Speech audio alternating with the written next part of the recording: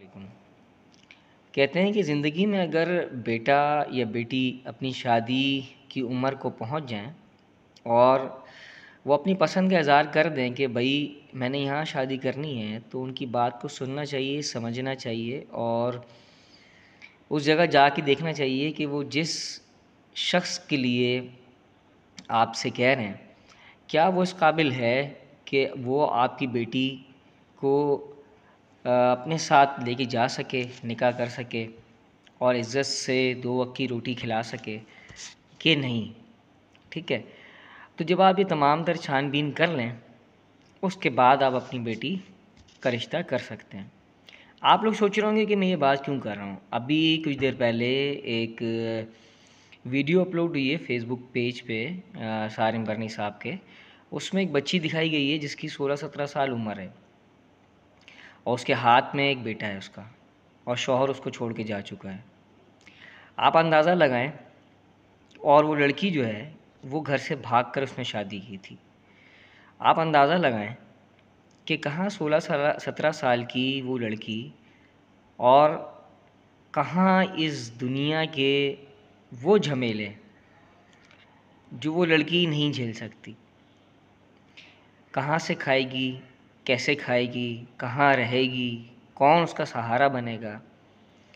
ماں باپ کے پاس تھی تو شہزادیوں کی طرح تھی، اور اپنی مرضی کر کے، اپنی بات سن کے اس نے جو قدم اٹھایا اس کے بعد اس کو کتنی تکلیفات کا سامنا کرنا پڑا۔ اور دوسرا کہ اس کے ماں باپ نے اس کی بات کو نظر انداز کیا، اس کی بات نہیں سنی۔ اس کو سمجھانا چاہیے تھا اس بچی کو کہ بیٹا آپ کی پہلی بات تو یہ کہ ایج نہیں ہے، دوسری بات یہ کہ آپ جس جگہ ہاتھ رکھ رہی ہیں وہ جگہ آپ کے لیے مناسب نہیں ہے۔ تو شاید آج وہ بچی اپنے ماں باپ کے گھر میں پرسکون زندگی گزار رہی ہوتی، جو کہ لوگوں کے گھروں میں جھاڑو پوچھا کرنے پر مجبور ہے۔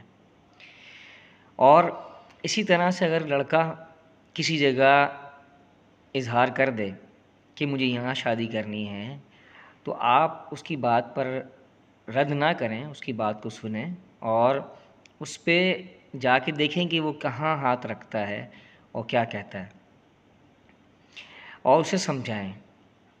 تو صرف اور صرف جب بھی انسان مسئلے مسائل سے نکلنے کی کوشش کرتا ہے، کسی بھی فیصلے پر جانے کی کوشش کرتا ہے، تو پہلے وہ بات چیت کرتا ہے۔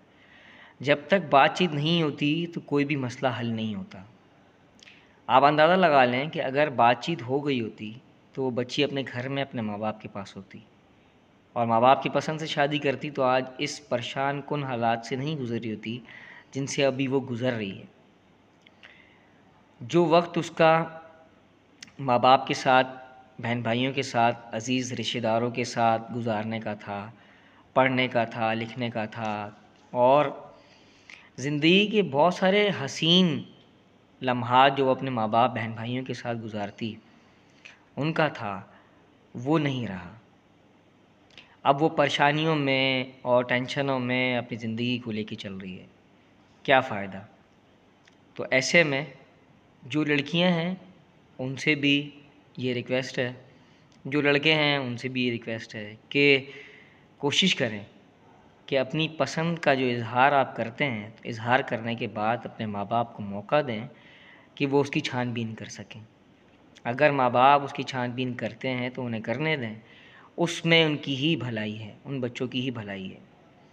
پہلی بات تو یہ کہ اگر بچوں کی بات سن کر ماں باپ چھان بین کرنے جاتے ہیں تو یہ اولاد کے لیے بہت بڑی بات ہے۔ اس کے بعد اولاد کو مزید کچھ کرنے کی ضرورت نہیں ہے، اور اگر نہیں جاتے تو یہ ماں باپ سے سوال ہے کہ آپ اولاد کی بات کو کیوں نہیں سنتے۔ تو جب بچے بگڑ جاتے ہیں یا بھاگ جاتے ہیں تو پھر گلہ بھی نہ کریں۔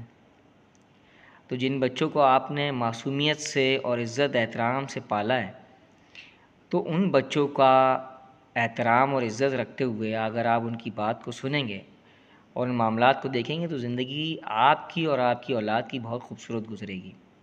اور یہ دور ایسا گزر رہا ہے کہ اس دور کے اندر ہم اور آپ چاہے کتنا بھی بچ جائیں، برائیوں سے نہیں بچ سکتے۔ یہ ایسا جدید دور ہے جسے ہم جدید دور کہتے ہیں۔ تو اللہ پاک سے دعا ہے کہ ہر بیٹی محفوظ رہے، ہر بیٹا محفوظ رہے، ہر ماں باپ پریشانیوں سے اور تکلیفات سے محفوظ رہیں۔ اور میں یہ ویڈیو کا جو اسکرین شاٹ ہے وہ بھی اپنی ویڈیو کے ساتھ اٹیچ کر دیتا ہوں، آپ لوگ دیکھیے گا جا کے اور ذرا سنیے گا وہ لڑکی وہ بچی کیا کہہ رہی ہے۔ اپنا بہت سارا خیال رکھیے گا، انشاءاللہ نیکسٹ ویڈیو میں ضرور ملاقات ہوگی۔ السلام علیکم ورحمۃ اللہ وبرکاتہ۔